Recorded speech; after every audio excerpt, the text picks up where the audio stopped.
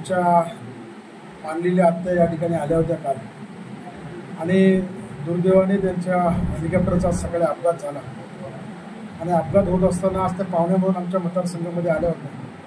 परंतु मतदारसंघामध्ये येत असताना ताबडतोब त्यांच्या मदतीसाठी आम्ही एक ॲम्ब्युलन्स आणि एक फायर फायटिंगची टीम त्या ठिकाणी ताबडतोब पाठवली.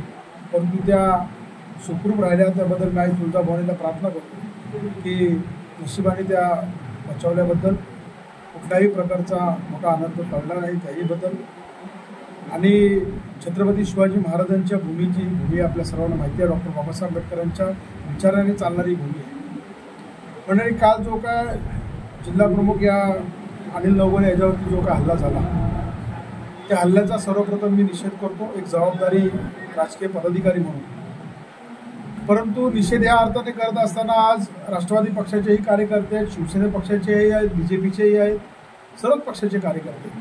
राजकारणाची पातळी एवढ्याही खाली जाता कामा नाही की जेणेकरून काल त्यांनी जे काय बिनबुडावाचे आरोप माझ्यावरती केले रात्री की भरत गोगावलेंच्या मुलांनी आमच्यावरती हल्ला केला आणि हल्ला करत असताना आता जे काय त्यांनी टायमिंग दिलेलं आहे मी थोडक्यामध्ये फिर्याद वाचली. खोटे गुन्हे आमच्यावरती टाकलेले होते आणि फिर्याद वाचत असताना काल रात्री मी बारसगाव या ठिकाणी मीटिंग माझी चालू होती पक्षाची प्रचारार्थ तटकरे साहेबांची आणि पुढं वरणला आमदार साहेबांची मीटिंग चालू होती.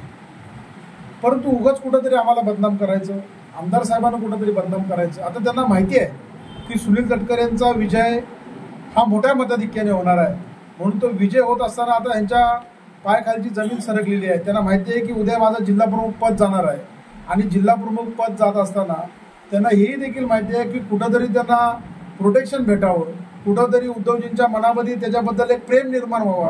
कदाचित हा हल्ला त्यांनी स्वतःने घडून आणला असेल. आणि विकास गोगावलेला जे त्यांनी आव्हान दिलेले आहे की तुम्ही अहोरात्री जो हल्ला करता, आता त्यांना माहिती नाही की त्यांनी वेळ काल वार ठिकाण सांगा. आम्ही तयार आहोत ना.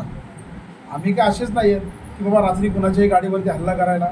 आणि नशिबाने मी छाती ठोकपणे सांगतो की छत्रपती शिवाजी महाराजांच्या रायगड किल्ल्यावरती त्यांनी यावं, मीही येतो आणि मी तिथं शपथ घेतो छत्रपती महाराजांच्या पायाची की मी जर का हल्ला केला असेल तर मी राजकारणातल्या संध्यातील खरीद मी या मतदारसंघात तोंड टाकणार.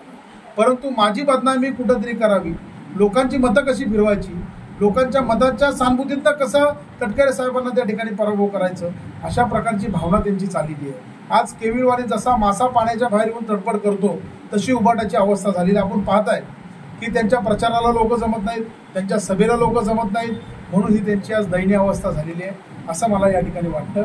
आणि ही अवस्था पाहताना हे आमच्या पक्षाचे नेते आदरणीय मुख्यमंत्री एकनाथजी शिंदे साहेब, फडणवीस साहेब, अजितदादा या सगळ्यांना सांगितलेलं आहे की हा जो काय हल्ला झालेला आहे या हल्ल्यासाठी विकास गोगावले नार्को टेस्टपर्यंत पण जायला तयार आहे अशी माझी ठाम भूमिका आहे. या सर्व पदाधिकारी कार्यकर्त्यांच्या माध्यमातून जे कार्यकर्ते जे पदाधिकारी त्या हल्ल्यामध्ये नव्हते, जे काय खोटे गुन्हे आमच्यावरती दाखल केलेले आहेत त्याच्याबद्दलही देखील मी न्यायालयामध्ये जाब विचारणार आहे त्यांना. कारण की ज्या गतीने आमच्या कार्यकर्त्यांवरती आणि आमच्यावरती जे गुन्हे टाकलेले आहेत, माझी गाडी कुठं होती, मी कुठं होतो किंवा मी त्या ठिकाणी होतो का, मी या महाड तालुक्याच्या बाहेर कुठं गेलोय का, याची देखील माहिती पोलिसांनी घ्यावी आणि मग पुढील तपास त्यांनी त्यांच्या पद्धतीने करावा.